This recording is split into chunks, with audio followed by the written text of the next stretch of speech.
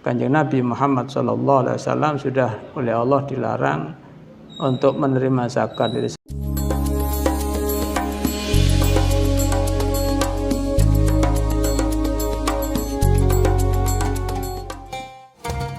Assalamualaikum warahmatullahi wabarakatuh. Bismillahirrahmanirrahim. Alhamdulillahirabbil alamin. Alhamdulillahilladzi hadana li hada. Wa ma kunna linahtadiya laula an hadanallah.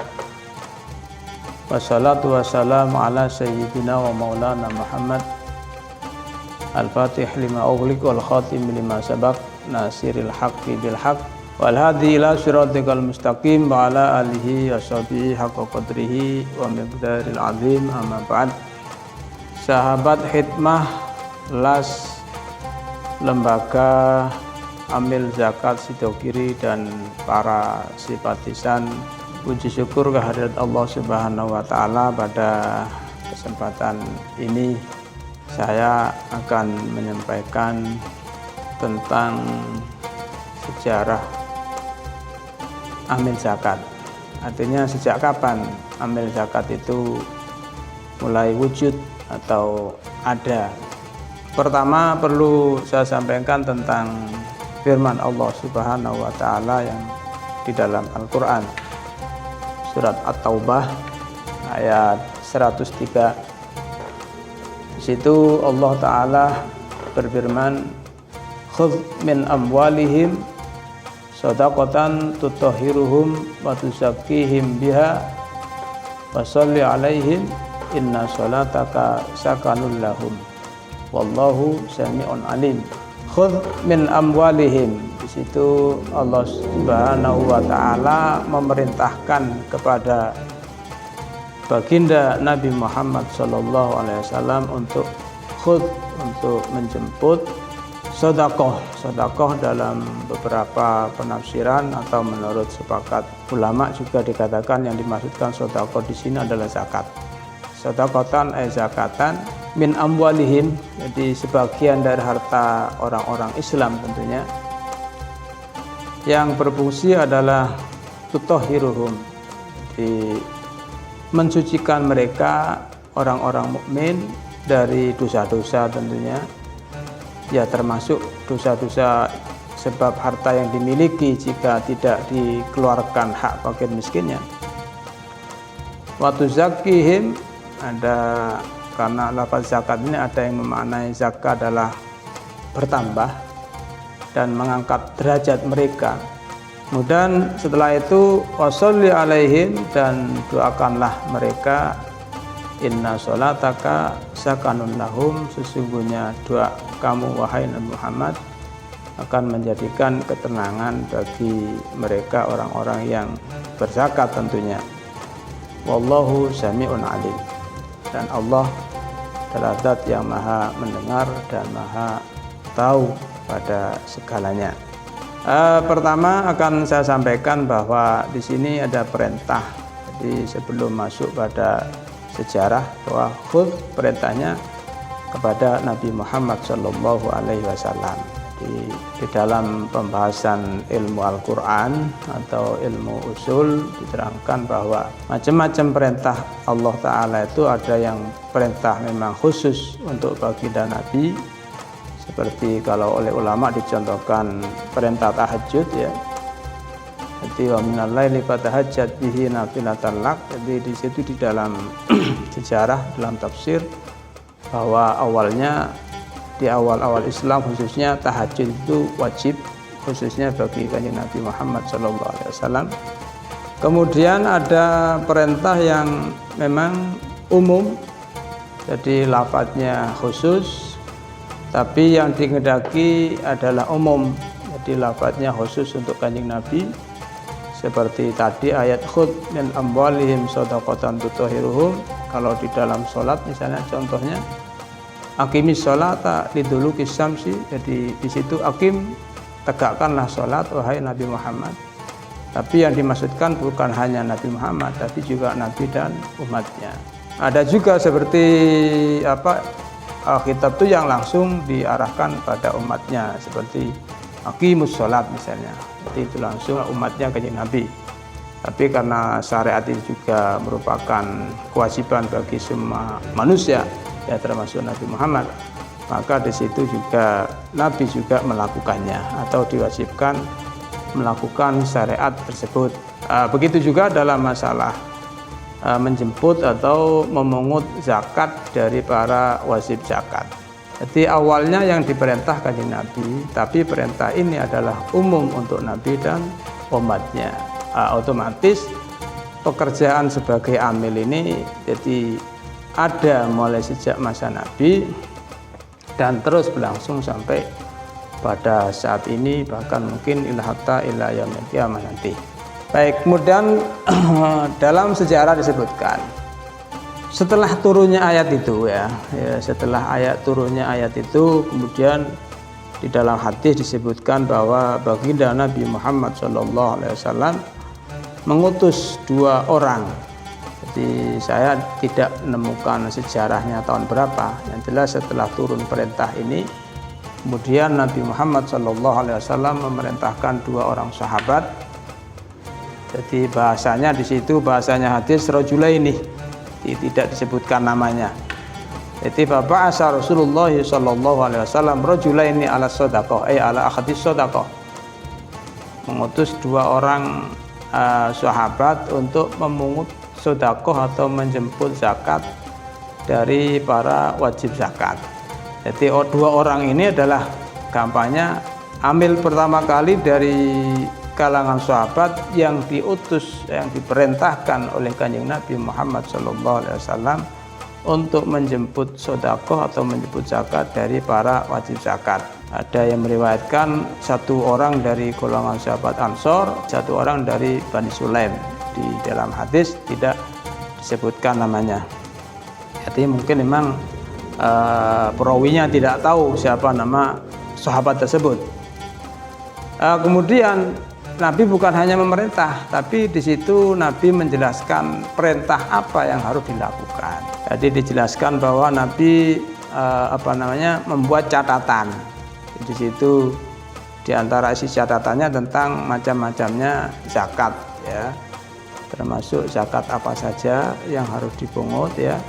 Kemudian juga diperintahkan untuk menjemput zakat-zakat pada zakat, bahkan ada riwayat di antara yang diperintahkan pada waktu itu adalah sahabat Sa'labah, ya.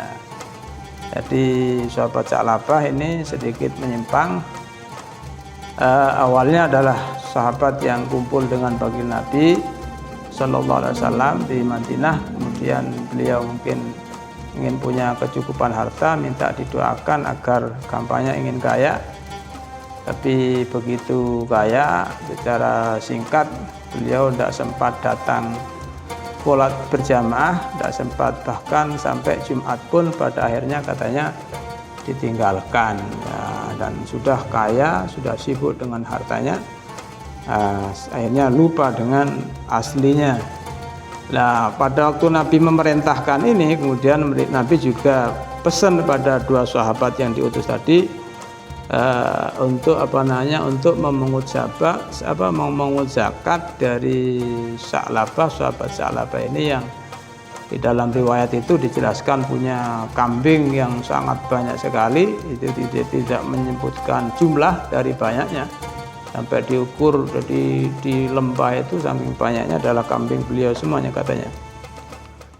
Singkat cerita, kemudian ternyata sahabat Sa'labah ini tidak mau membayar zakat dari kambing yang dimilikinya, bahkan karena menganggap itu bagian dari jizyah atau upetilah kampanye, sehingga tidak mau membayar zakatnya. Sampai pada akhirnya turun ayat yang untuk menjelaskan dengan ini, baru sadar, akhirnya dia mau bersedekah, mau melakukan zakat, akan tapi sayang disayang Kanjeng Nabi Muhammad SAW sudah oleh Allah dilarang untuk menerima zakat dari Sa'labah, sehingga sampai Nabi wafat Sa'labah ini tidak berzakat.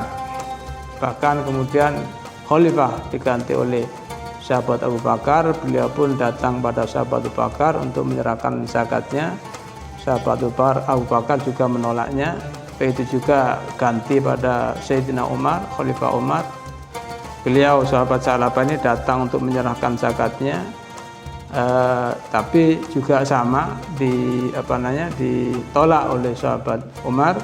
Begitu juga setelah berganti Khalifah pada Sayyidina Utsman, datang lagi pada Khalifah Utsman untuk membayarkan zakatnya.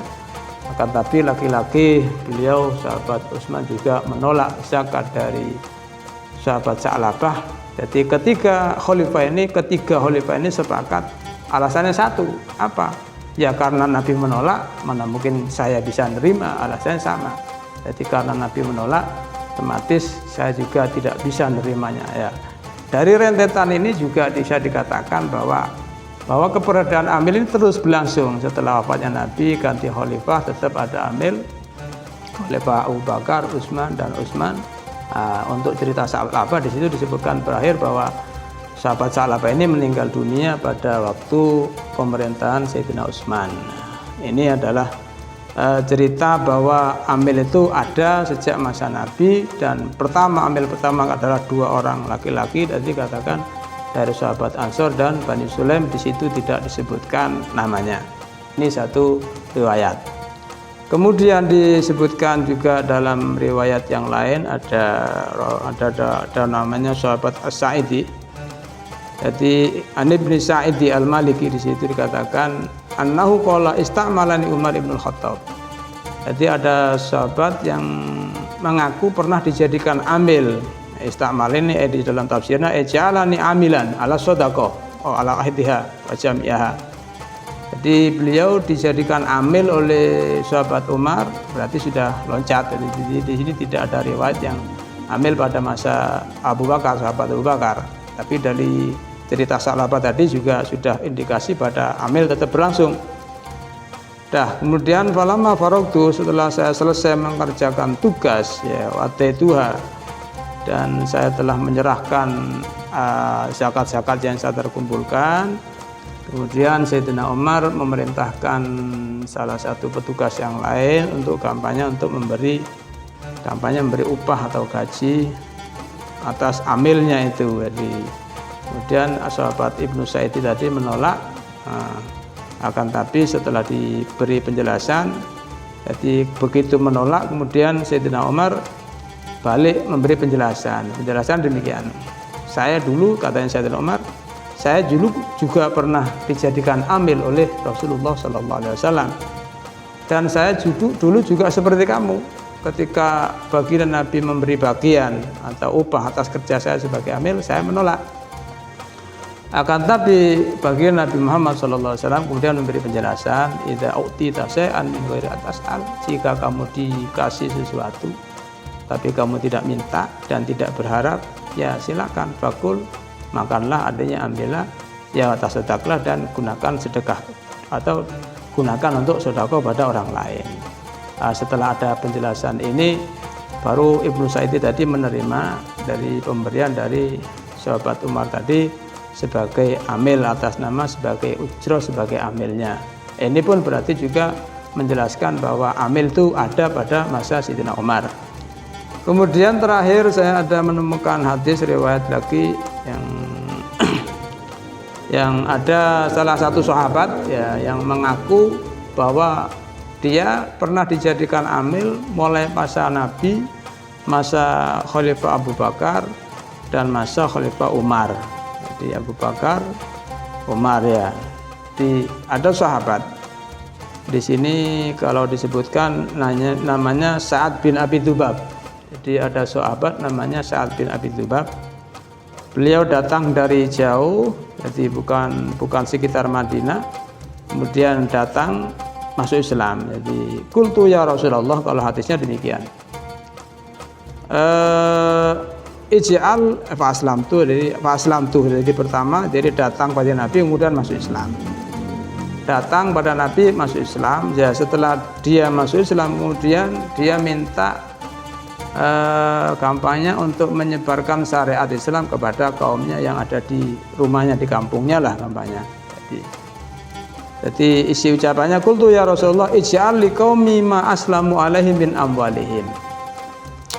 Jadi mudahnya jadikan saya sebagai rasul untuk kaumku ya, ma aslamu yang menjadikan mereka melakukan agama Islam atau melakukan syariat Islam dari sisi harta. Jadi gampangnya syariat Islam dari sisi harta itu apa yang harus dilakukan oleh kaum saya kampanye. Nah, kemudian dari situ Nabi mengangkatnya sebagai amil. Orang ini diangkat sebagai amil sahabat. Tadi itu Sa'ad bin Abi Dzurr faqala wasta'malani alaihim. Fa'ala Rasulullah sallallahu alaihi wasallam wasta'malani alaihim ya.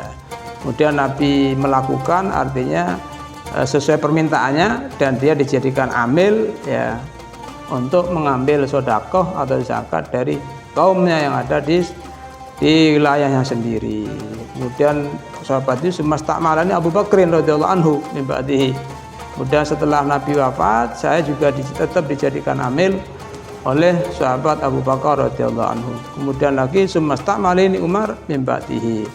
Kemudian juga setelah sahabat Abu Bakar wafat, saya juga tetap dijadikan amil oleh sahabat Umar radhiyallahu anhu. Inilah mungkin sedikit cerita atau sejarah tentang awal berdirinya amil atau awal berdirinya lembaga amil zakat, bahwa sejak masa Nabi, masa Khalifah dan bahkan sampai sekarang amil zakat itu terus eksis, tetap ada.